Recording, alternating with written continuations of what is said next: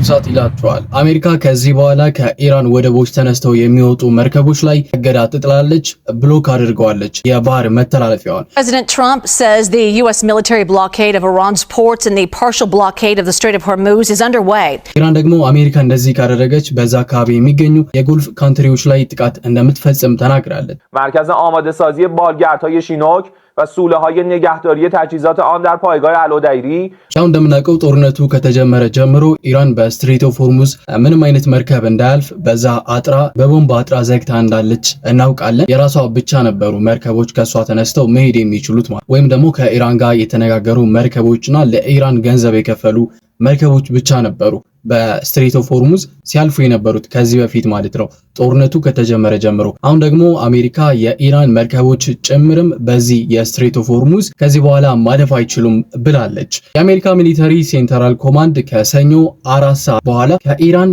የሚነሱ ወይም ደግሞ ወደ ኢራን ወደቦች የሚያቀኑ የየትኛውም ሀገር መርከቦች ከዛ በኋላ ያስተናግዱም። ከሰኞ 4 ሰዓት በኋላ ምንም አይነት መርከብ መንቀሳቀስ አይችልም ሲል ተናግሯል። እሁድ ዕለትም ትራምፕ በሶሻል ፖስቱ ላይ ማንም ሀገር ለኢራን ገንዘብ ከፍሎ በዛ ቦታ ማለፍ አይችልም፣ እንደዚህ አይነት ድርጊት ካሁን በኋላ ይቆማል ሲሉ ተናግረዋል። በተጨማሪ ማንኛውም ኢራናውያን እኛ ላይ ለመተኮስ የሚደፍር ካለ ወይም ደግሞ በሰላም ሲሄዱ ያሉ መርከቦች ላይ ምንም አይነት መሳሪያ የሚተኩሱ ኢራናውያን ካሉ ላምብላችሁ ቀጥታ ያለውን ነገር we be blown to hell እና ፈነዳቸዋለን ያሉት በጣም የሚገርም ነገር ነው። ያው እንደምናውቀው ቅዳሜና እሁድ ኢራንና አሜሪካ በፓኪስታን ተገኝተው ሲወያዩ ነበረ። በአንዳንድ ጉዳዮች ላይ መስማማት እንደደረሱና ግን ደግሞ በዋና በሆኑ ነገሮች ላይ መስማማት እንዳልደረሰ ነው የተነገረው። እነዚህም ጉዳዮች ምንድናቸው? የመጀመሪያው ኢራን ያላትን የበለጸገ ዩራኒየም ለአሜሪካ እንድታስረክብ የሚለው የአሜሪካ ፍላጎትና ኢራን ደግሞ ያሏት ፍላጎቶች ነው። የመጀመሪያው ኒውክሌር ትፈልጋለች፣ ሁለተኛው ደግሞ የስትሬት ኦፍ ሆርሙዝን መቆጣጠር ትፈልጋለች። ከዛም ያልፉ መርከቦች ለሷ ገንዘብ እየከፈሉ